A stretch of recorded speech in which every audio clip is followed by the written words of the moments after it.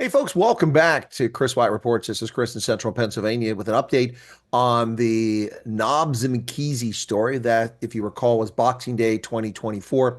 A passenger on a flight from Durban to Cape Town, SAHRC flight, got unruly with the flight crew, physically assaulted, that we saw in video at least three different separate occasions, physically assaulted flight crew, throwing a Coke into a flight attendant's face, getting up and shoving a flight attendant to the floor, and then grabbing another one from behind by the neck and pulling on her hair and whipping her back. So at least three physical assaults, and of course a whole lot of racially and class-based language and insults that were hurled, which were even more horrific than we actually heard initially.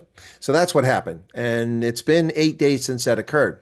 So, the chairperson of the South African Human Rights Commission, Chris Nicklin, said the group had received several calls and inquiries about the incident. Several? Really? I'd be surprised if they had not already gotten hundreds or even thousands of complaints about her conduct. The country is incensed about what she said, particularly colored South Africans. He said, "We've initiated our investigation on the SAHRC incident. We've learned that several political parties got involved and laid criminal charges against the person of interest.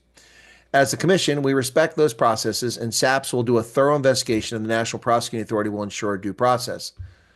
Well, past experience would not lead us to reach that conclusion, but I'll go along with that assessment. As a commission, we condemn the incident, which potentially endangered passengers on a flight to Cape Town, as it involved a physical altercation, three physical altercations.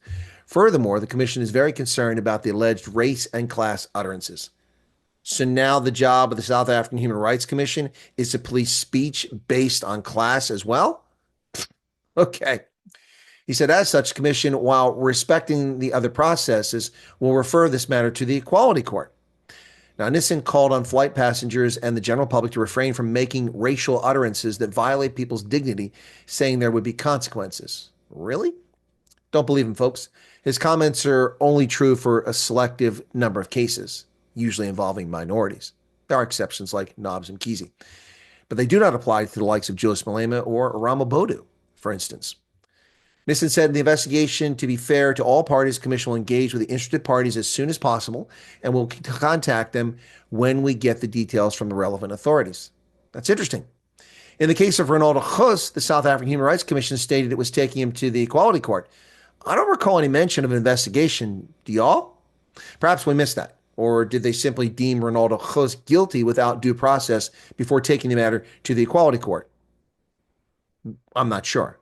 But it cost him a lot of money to defend himself in a court case. Where's the investigation by the South African Human Rights Commission into the Ronaldo Mkhize case? And how come it hasn't been shared with the public? Did they do one? Did they even ever contact Ronaldo as part of their investigation? We don't know. Folks, while I disagree 100% with the criminalization of speech, spouting racism or profanity at someone to offend them is a character flaw, not a criminal act. Free speech is sacrosanct. Governments that go around silencing citizens for saying things are fragile, thin-skinned, weak, and illegitimate. Whether it's Pretoria imprisoning Vicky Momberg for cussing out a cop while she was in shock, Germany banning Mein Kampf, or Biden colluding with social media firms to silence and rob Americans of their constitutionally protected right to free speech, it is all immoral and wrong.